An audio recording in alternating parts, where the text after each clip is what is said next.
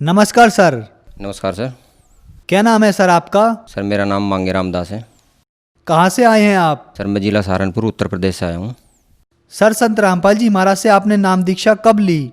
Sir मैं संत रामपाल जी महाराज से नाम दीक्षा 11 जून 2014 को ली। सर संत रामपाल जी महाराज से नाम दीक्षा लेने से पहले आप कोई भक्ति साधना भी करते होंगे? जी सर। सर मैं जो हिंदू धर्म के अनुसार परंपरागत पूजाएं होती थी, देवी मंदिर पर जाना या और अन्य साधनाएं, और एक गुरु भी बना रखे थे सर, जो जिनका नाम संतोष जी महाराज था, जो नागा बाबा थे हरिद्वार के। उनके द्वारा बताई गई वो महामृत्युंजय पाठ का जाप करवाते थे और यज्ञ करते थे। और वो कहते थे कि जो यज्ञ हम करवा रहे हैं इनसे आपके घर में कोई 7 पीढ़ी तक भी अकाल मृत्यु नहीं हो सकती। तो सर उनके द्वारा बताई गई साधना करने से 2009 में मेरी माताजी का करंट लगने से अकाल मृत्यु हो गई। और मैं इसके बारे में उनसे बात करी कि महाराज जी ये ऐसे ऐसे क्यों हुआ, तो उन्होंने मतलब इधर उधर की बात बताई, लेकिन कोई स्पष्ट जवाब नहीं दिया। तो सर 2009 में संतोष जी महाराज से मतलब मन हट गया मेरा। और फिर देवी देवताओं की भक्ति फिर भी हम करते रहते थे। हमारे यहाँ शाकुंभरी देवी है, वहाँ पर तो पहले से भी जाते रहते थे और फिर भी जाते रहते थे। लेकिन और मैं 2 बार अमरनाथ यात्रा भी गया हूँ सर, जो बहुत ही कठिन पहाड़ी और दुर्गम रास्ता है, लेकिन वहाँ भी गया हूँ मैं। और सर मतलब वहाँ भी जाते जाते मेरा मन फिर भी लगता नहीं था, क्योंकि मैं देखा एक काली मंदिर है देहरादून रोड पे, वहाँ पे जाते हुए एक हमारे यहाँ से एक ट्रॉली जा रही थी, नज़दीकी गांव है, उसमें ट्रॉली पलटने से 9 व्यक्तियों की मृत्यु हो गई। तो मुझे लगता था यार देवी देवताओं पे भी जो जा रहे हैं वहाँ भक्ति कर रहे हैं, फिर भी उनके साथ ऐसा हो रहा, तो यहाँ भगवान नहीं है, क्योंकि अगर भगवान हो तो उनकी रक्षा होनी चाहिए। तो ये जो ऐसी बातें थी मुझे विचलित करती थी। जैसे आपने बताया कि आप देवी देवताओं की भक्ति करते थे, संतोष जी महाराज की भी भक्ति की, वहाँ से आपका मन हटा तो दोबारा देवी देवताओं की भक्ति करने लगे। आप अमरनाथ की यात्रा के लिए भी गए। इसके बाद आप संत रामपाल जी महाराज की शरण में आए। तो संत रामपाल जी महाराज का आपको कैसे पता लगा? सर संत रामपाल जी महाराज के बारे में तो सबसे पहले मुझे 2006 में पता चला था। मैं आर्मी में नौकरी करता था और मैं अंबाला से हरियाणा रोडवेज में चंडीगढ़ के लिए मतलब बैठा। तो जब मैं पिछली सीट वहाँ पर खाली थी तो मैं पिछली सीट पर बैठ गया। तो मेरे पास ही कुछ दूरी बस चलने के बाद एक कंडक्टर और एक आदमी और आकर के बैठे। 28 जुलाई की बात है, 2006 की है। तो वो आपस में चर्चा कर रहे थे कि भाई संत रामपाल जी महाराज जो थे और वो जेल में चले गए। तो मैं उनकी बातें सुन रहा था। उन्होंने यहाँ तक भी बताया कि उनके आश्रम में पता नहीं क्या चीज़ है और वो क्या करते हैं, और वो ऐसा जो एक बार चला जाए तो वो दोबारा मतलब उनके पास चक्कर काटने लगता है। एक आदमी गया था, उन्होंने एक अपना प्रसाद लेकर के भैंस को खिला दिया और वो भैंस आश्रम के चक्कर काटती रही। तो मैं मतलब बड़ी गहराई से सुन रहा था उनकी बातें। तो मेरे मन में भी ऐसा हो रहा था कि मुझे भी एक बार तो कम से कम जाकर देखना चाहिए संत रामपाल जी महाराज के, कि आखिर है क्या। मैं प्रसाद खाऊंगा नहीं कि कोई वो जादू ना कर दे कोई। तो फिर मैं उनसे जब वो चर्चा करते तो मैं पूछ लिया कि भाई ये संत रामपाल जी आखिर हैं कौन, क्योंकि हमने सुना नहीं कभी उनके बारे में। तो कहने लगे कि भाई ये हरियाणा में है, इनका बाहर कहीं प्रचार नहीं है, अभी हरियाणा में है और ये अब तो जेल में चले गए। तो मेरी एक नकारात्मक सोच मतलब उत्पन्न हुई मेरे अंदर कि भाई इसका मतलब कोई संतों पर कोई विश्वास नहीं है। तो सर मैं चला गया, फिर तो ड्यूटी चला गया और उसके बाद कोई पता नहीं। फिर 2011 के लगभग मेरे पर कुछ ऐसी आपत्तियाँ आनी शुरू हुई कि मैं बिल्कुल परेशान होता चला गया। मेरे पे मतलब ऐसा था कि जितना भी पैसा मैं कर रहा था वो लगभग पता ही नहीं चलता था, कुछ बीमारियां होनी शुरू हो गई। और 2013 में जब मैं पेंशन आया तो मुझे खुद इतनी भयंकर बीमारी हुई, नमूनिया हो गया, मेरा बचना तक मुश्किल हो गया। तो मैं ठीक हुआ तो फिर भगतमती थी, उसको डेंगू हो गया। फिर वो हॉस्पिटल में एडमिट किया, उन्होंने जवाब दे दिया कि जोली ग्रांट ले जाओ। फिर खैर तारावती हॉस्पिटल था, मैं वहाँ बात किया, उन्होंने कहा कि हाँ प्लेटलेट्स लग जाएंगी इसको और आप ले आओ। तो वहाँ जा कर के कई दिन एडमिट रहने के बाद उसकी जान बची। फिर मेरी 2 लड़कियाँ थी, क्योंकि बच्चे भी काफ़ी दिनों में हुए थे 11-12 साल बाद। तो जो छोटी लड़की थी, मैं लगभग भाई की 2 बच्चों की और अपने 2 बच्चों की जन्म कुंडलियाँ बनवाई थी। एक पंडित जी थे वहीं पर ऋषिकेश के, हमारे साथ ही थे फौज में ड्यूटी पे। तो उन्होंने छोटे वाली लड़की के बारे में लगभग उनकी भविष्यवाणियाँ सटीक थी बिल्कुल, लेकिन उपाय कोई नहीं था उनके पास, केवल वो भविष्यवाणियाँ करते थे। तो उन्होंने बताया था छोटी लड़की के बारे में, कुंडली में लिखा था कि भाई इसको जन्म से लेकर के 8 वर्ष तक ये गंभीर रोग से पीड़ित रहेगी। तो जो छोटे वाली लड़की थी, जब मैं पेंशन आया 12 में मतलब वो जन्म हुआ उसका, और 12 में ही पहले वो बीमार हो गई। पहले उसको बुखार आया, बुखार आने के बाद कुछ समझ में आया, गांव से दवाई दिलाई तो कोई नहीं हुआ, पैरासीटामोल सिरप भी दिया था और भी दिया था। तो उनको रात को इतने तेज़ बुखार था कि उसको दौरा पड़ गया और दौरे में हाथ पैर मुड़ गए उसके। और कुछ देर बाद मतलब जब होश आई उसको, तो हम, लेकिन बुखार फिर भी नहीं टूटा उसका। तो अगले दिन हम डॉक्टर स्वर्णजीत है सहारनपुर में, वहाँ लेकर गए। डॉक्टर साहब को बात बताई, उन्होंने कहा कि भाई पहली बार हुआ ऐसा दौरा पड़ा? मैं कहा जी हाँ पहली बार हुआ है। तो उन्होंने कहा कि भाई ये बहुत गंभीर समस्या है इसको, और आप ऐसा करना, उन्होंने दवाई लिखता हूँ और ये गोली जो है वो मुझे दिखाना, और ये गोली एक बताई कि ये हमेशा साथ में रखना, कि दोबारा ऐसा नहीं होना चाहिए, कुछ भी हो सकता है नहीं तो। मैं कहा जी ठीक है। फिर उसका बुखार फिर भी ना टूटा, तो अगले दिन हम गए तो उन्होंने कहा एडमिट करना पड़ेगा। एडमिट किया, लगभग 4-5 दिन एडमिट रही। तो उसको जब नॉर्मल हुआ कुछ तो घर ले आए हम। फिर कुछ दिन के बाद 2013 में फिर भर्ती हुई वो। 2013 में इतनी सीरियस हालत हो गई कि 5 दिन तक बुखार नहीं उतरा उसका। और 5 दिन बाद जब संडे का दिन था तो डॉक्टर स्वर्णजीत ने कहा कि भाई मैं परेशान हूँ और इसको समझ में कुछ नहीं आ रहा, टेस्ट भी करा लिया, सब कुछ करा लिया, एक्सरे करा लिया, अल्ट्रासाउंड, तो ये कुछ नहीं आ रहा। तो उन्होंने कहा कि भाई इसको जो बीमारी है ये 9 साल तक रहेगी, और पंडित जी ने कहा था कि भाई इसको 8 साल तक गंभीर रोग से पीड़ित रहेगी। और डॉक्टर साहब कह रहे कि तो साइंस और आध्यात्मिक लगभग दोनों ही एक बात कह रहे। और लगभग ये बात 2013 तो हो गया, फिर दवाई चलती रही उसकी। तो फिर मुझे पता चला 2014 में, हमारे एक रिश्तेदार हैं अश्विनी कुमार, तो उन्होंने संत रामपाल जी महाराज से नाम दीक्षा ले ली, और मुझे पता चला कि भाई उन्होंने संत रामपाल जी से नाम दीक्षा ली है। तो मैं उनको फ़ोन पे ही बताया कि यार आप कहाँ चक्कर में पड़ गए, और वो तो ऐसे ऐसे जेल में भी गए थे, और उन ऐसे संतों के चक्कर में पड़ते, सत्संग सब बकवास है, ऐसे नहीं करा, इनके चक्कर में नहीं पड़ना चाहिए। तो उन्होंने मुझे कहा कि अब आपने ज्ञान नहीं सुना, पहले उनका ज्ञान सुनना है एक बार। तो मैं उनको ये जवाब दिया कि मैं उनकी पुस्तक पढ़ रखी हूँ ज्ञान गंगा, मतलब मैं झूठ बोल रहा है ऐसे ही, क्योंकि मैं पुस्तक पढ़ी भी नहीं थी, सिर्फ 1-2 पेज पलट कर ही देखा था। तो मैं कहा मैं कुछ नहीं देखना है, मैं नहीं इन्हीं संतों के चक्कर में आता हूँ। तो बात हो गई। फिर मैं जब उनकी दुकान पे आया तो वो 4 भगत थे, लगभग आपस में ही दुकान में रहते थे वो। उन्होंने चारों नहीं, लगभग 1-1.5 महीना पहले ही नाम लिया था।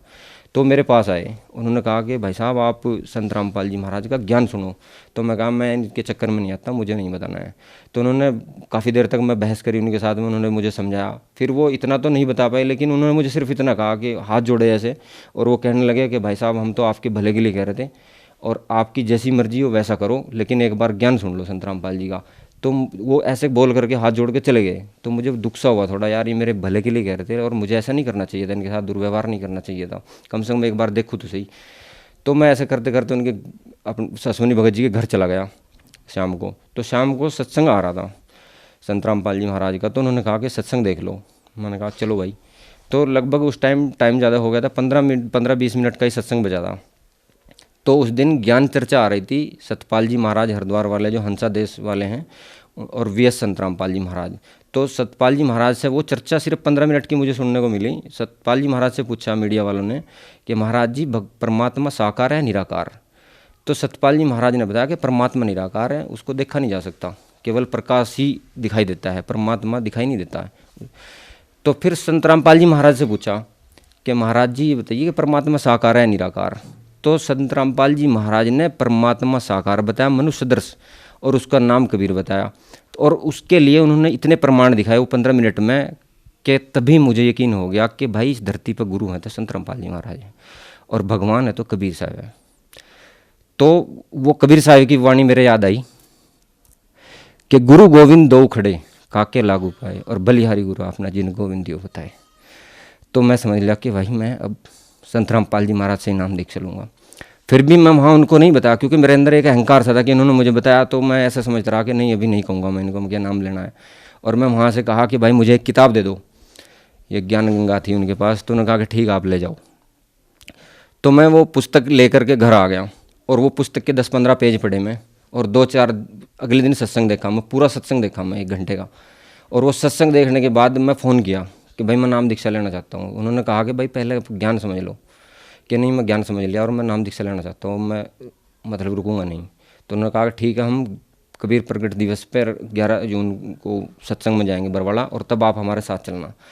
तो मैं कहा ठीक है। तो जब ये बात मेरी भगतमती को पता चली कि ये नाम दीक्षा लेंगे, तो उसने क्या अपने घर फ़ोन किया और मेरे ससुराल में बताया कि इनको रोक दो, अभी नाम ना लें, और ये सब 1 साल बाद ले लेंगे। तो उनका फ़ोन आया कि आप 1 साल बाद चले जाना, नाम लेना ही है तो, लेकिन अभी मत करो, ये जो मन्नतें मांग रखी ये सब पूरा कर लो पहले। मैं कहा नहीं मैं नहीं लूँगा, इसको जो करना है ये कर ले, मैं इसको नहीं बोलता, ये भी ज्ञान समझ ले अगर समझना है तो, लेकिन मैं नहीं रुकूँगा अभी बिल्कुल भी, मैं नाम लूँगा। तो मैं कहा कि भाई तू भी देखा कर सत्संग।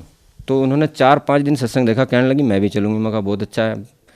तो फिर हम 11 जून 2014 में नाम लेने के लिए बरवाड़ा सत्संग गए, बरवाड़ा आश्रम हिसार अश्विनी भगत जी के साथ में।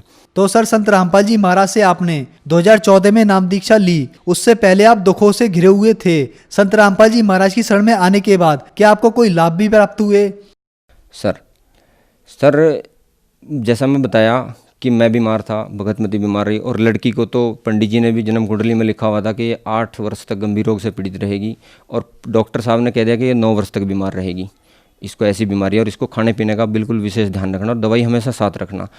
तो सर मैं ये ज्ञान समझ करके गया था संत रामपाल जी महाराज के पास। मुझे बिल्कुल भी ये नहीं था कि मुझे कोई लाभ होगा या नहीं होगा, ये तो बाद की बात है, लेकिन मैं बिल्कुल ज्ञान समझ कर गया था कि इस धरती पर गुरु हैं तो संत रामपाल जी महाराज, क्योंकि आज तक तो कोई भगवान का ही निर्णय नहीं करके बताया कि कौन है भगवान। सब कहते हैं निराकार है, भगवान को देखा नहीं जा सकता, और संत रामपाल जी महाराज ने सैकड़ों प्रमाण दिखाए हैं कि परमात्मा साकार है, मनुष्य सदृश है, उसका नाम कबीर है।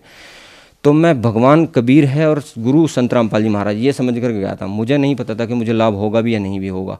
तो जब मैं आश्रम गया, मुझे भगत जी ने भी कहा, सोनी भगत जी ने, कि भगत जी पहले आप सत्संग सुनना, उसके बाद नाम ले लेना। मैंने कहा जाते ही अंदर कि भाई मैं पहले नाम लूँगा, उसके बाद ही मैं जो भी सत्संग सुनना जो भी करूँगा, क्योंकि मैं सुन लिया। तो मैं नाम लिया सर, और उस दिन वो हमारी छोटी बच्ची जो थी, जो बीमार रहती थी, वो निप्पल से दूध पीती थी। तो सर उसका निप्पल अब कैसे भी वो घर पे छूट गया। तो जब हम वहाँ गए तो हमने वहाँ आश्रम में सब कुछ मिलता था, भंडारा भी, दूध भी। तो दूध में गिलास में लेकर आया, उसको दूध पिलाने के लिए गिलास में, लेकिन उसने पिया नहीं, वो रोती रही, भूखी रोती रही। भंडारे में लेकर, भंडारा नहीं किया, कुछ नहीं खाया, रोती रही। तो सर 11 जून को पहला दिन था सत्संग का, पाठ प्रकाश हुआ था, और वहाँ पर प्रसाद बना था, हलवा प्रसाद। वो देसी घी में होता है, और घी भी उसमें से इतना होता है कि हाथों से नीचे निकलता रहता है। तो सर मैं जहाँ हलवा प्रसाद बट रहा था, वहाँ गोद में ले गए उस बच्ची को, उधर गया तो बच्ची हाथ से ऐसे ऐसे करने लगी हलवे की तरफ। तो सर मैंने हलवा ले लिया वो, और उसको खिलाया तो वो खाने लगी। अब मैं ये था कि उसकी पसलियाँ तो चली रही थी, क्योंकि हमेशा उसका सांस चलता रहता था ऐसे। तो उसने हलवा छक के खाया, और खाने के बाद थोड़ी देर बाद उसको पानी पीना ही था, पानी पिलाया। तो अब मुझे ये मतलब ऐसा लगा, मैं भगत जी को भी कहा, सुनी भगत जी को, कि भगत जी सुबह गाड़ी जल्दी चलना ले करके, और सुबह दिखाएंगे, और मैं फ़ोन कर दूंगा उस लड़के को, क्योंकि मैं नंबर रखता था वहाँ का, कि नाम लिखवा दूंगा, और इसको तबीयत बिगड़ जाएगी क्योंकि हलवा खा लिया इसने अब। और मुझे बिल्कुल नहीं पता था कि अब क्या होगा, मुझे ये था कि अब तबीयत इसकी और बिगड़ने वाली है। लेकिन सर वो हलवा प्रसाद खाने के बाद और पानी पीने के बाद वो लड़की बिल्कुल ठीक हो गई। और सर जो डॉक्टर ने कहा था 9 साल तक बीमार रहेगी, और पंडित जी ने कहा था 8 साल तक बीमार रहेगी, तो वो लड़की वो हलवा प्रसाद खाने के बाद सर वो 11 जून 2014, और सर आज का दिन है, आज तक एक गोली भी डॉक्टर सवनजीत के यहाँ से नहीं ली, और वो बिल्कुल ठीक है सर। नाम लेने से पहले मई 2014 में मेरे बाईं तरफ जो बहुत ज़्यादा दर्द हुआ, जो पहले भी रहता था, लेकिन उस दिन बहुत ज़्यादा दर्द था। मैं एक शादी में गया हुआ था, तो मैं एक डॉक्टर के पास गया। वहाँ पर मैं उनको बताया कि डॉक्टर साहब ऐसे ऐसे है, पहले भी होता है, लेकिन आज बहुत ज़्यादा बेचैनी है मुझे। तो उन्होंने बताया कि भाई लक्षण जो हैं हार्ट के हैं, और आपको टेस्ट कराने पड़ेंगे। तो मैं कहा, उन्होंने 2 खुराक दी, मैं दवाई ली, मुझे कुछ आराम मिला।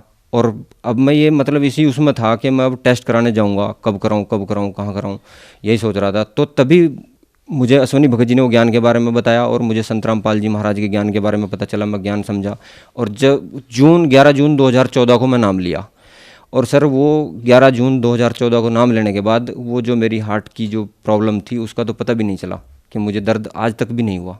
और सर संत रामपाल जी महाराज से नाम लेने के बाद और भी आर्थिक लाभ बहुत हुए, और मेरे यहाँ 2 बेटियाँ थी। मुझे इच्छा किसी चीज़ की नहीं है सर, क्योंकि ज्ञान समझ लेने के बाद मुझे कोई हो नहीं, लेकिन परमात्मा कहते हैं कि ये तो सब यहाँ के लाभ तो रुंगा में मिलेंगे। तो एक बेटा भी संत रामपाल जी महाराज की दया से 2017 में हुआ। तो सर संत रामपाल जी महाराज से नाम दीक्षा लेने के बाद आपकी जो परेशानियां थीं वो दूर हुई। तो जो जन समुदाय आज आपको देख रहा है, आप उन्हें क्या संदेश देना चाहेंगे?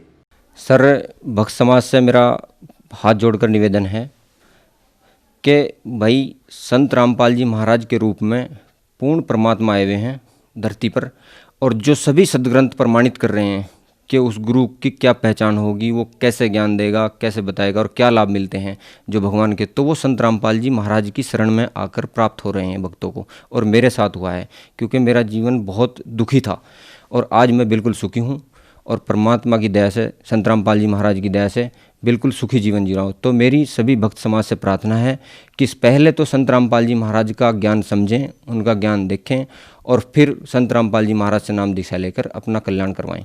सर संत रामपाल जी महाराज से नाम दीक्षा कैसे ले सकते हैं? सर संत रामपाल जी महाराज से जो आप सत्संग भक्त समाज सत्संग देख रहा है, नीचे साधना चैनल पर एक पट्टी चल रही है, उसमें फ़ोन नंबर दिए हैं। और आज संत रामपाल जी महाराज की दया से पूरे विश्व में उनके ज्ञान का, संत रामपाल जी महाराज ज्ञान का प्रचार हो रहा है और भक्त भी आसपास मिल जाते हैं। उन नंबरों पर फ़ोन करें या और अन्य कोई आसपास जो भक्त मिल जाए उनसे पता करके, और जगह जगह संत रामपाल जी महाराज के नामदान सेंटर खुले हुए हैं और वहाँ जा कर के नाम दीक्षा ले सकते हैं। सर, आपने बीच में एक कहावत की बात की कि हरियाणा में ऐसी कहावत थी कि भैंस को संत रामपाल जी महाराज का हलवे का प्रसाद खिलाया गया और वो भैंस अपने घर से खूंटा तोड़कर आश्रम में चली गई।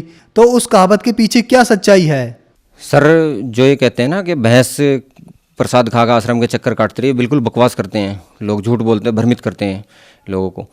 और संत रामपाल जी महाराज के हलवा प्रसाद में वो शक्ति है सर, कि मेरी बच्ची, जो पंडित जी ने कहा था कि 8 वर्ष तक गंभीर रोग से पीड़ित रहेगी और डॉक्टर साहब कहते थे कि 9 साल तक बीमार रहेगी और इसका परहेज रखना है, तो वो हलवा प्रसाद मात्र खाने से और नाम दीक्षा संत रामपाल जी महाराज से लेने से, नाम दीक्षा तो सर मैं ली थी, मेरी भगतमती ने ली थी, लेकिन वो बच्ची तो बहुत छोटी थी, लेकिन वो हलवा प्रसाद खाने से संत रामपाल जी महाराज की कृपा से सर वो बच्ची बिल्कुल स्वस्थ हो गई। और उसके बाद डॉक्टर स्वर्णजीत के यहाँ से एक गोली तक भी लेने की जरूरत नहीं पड़ी और आज बिल्कुल स्वस्थ है। अभी तो वो 8 वर्ष की भी नहीं हुई है, अभी तो छोटी है, लेकिन बिल्कुल स्वस्थ है सर। धन्यवाद सर। सत साहिब।